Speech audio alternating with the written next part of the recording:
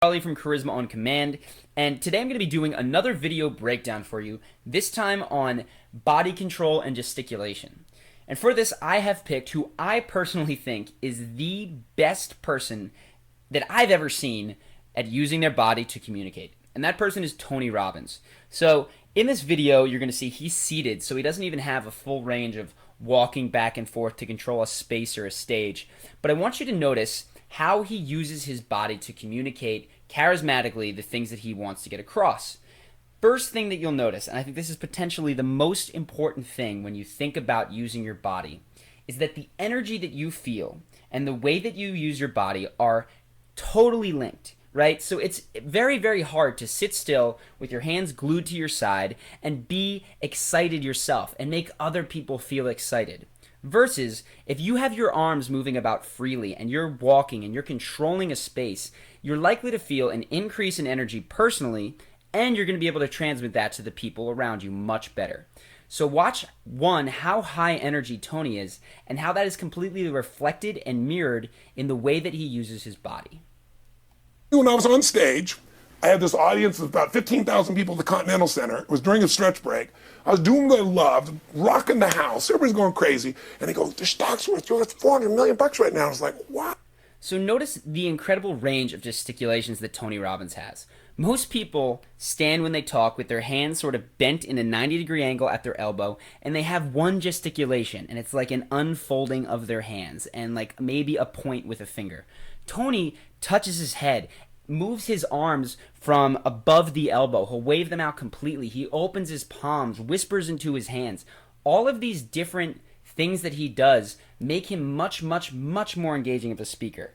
So continue to watch just what a wide variety of ways he has to use his body. Oh, that's cool. It's like, okay, that's, I don't want to sound stupid. It's like, what's next? And I went right back to what I loved. Once you break through, then it just becomes a game. The people that are getting your products have not yet broken through in most cases. So one of the things you're going to notice here is how, though he's not standing, Tony is forward and back in his seat. By controlling the amount of space between you and your audience, you keep them on their toes. Now, you don't want to get right up in somebody's grill necessarily, but I can promise you that if you do, they're going to pay attention and feel your presence. And then if you pull back, you can actually maintain that attention.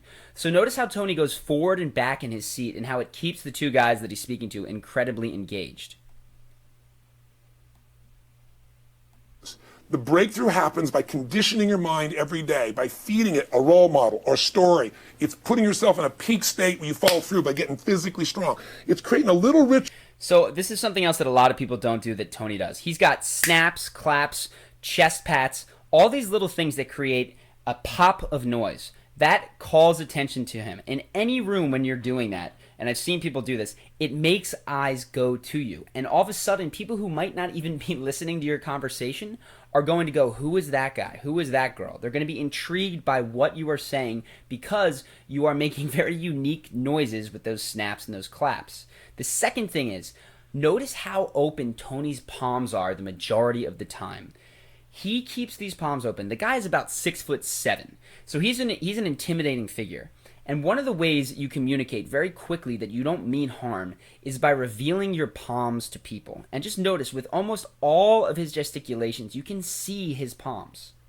Of doing a little bit each day, and then you get momentum. But the most important thing of all is what we started out with. Why? Absolutely. Why is it a must for you? It doesn't have to be you're against the wall, but it has to be something you're hungry for, because the only difference in people is hunger. And if you're Last thing I'll say, just in terms of the wide range of things that Tony can do, the way that he uses his fingers, and this sounds crazy, but most people have one way of using their wrist and their fingers. It's either incredibly loose or incredibly rigid and tight. And you'll see that the way that Tony uses his wrists, his forearms, and his fingers is completely contextual to what he's saying. When he wants to make a serious point, he sort of flexes them, right?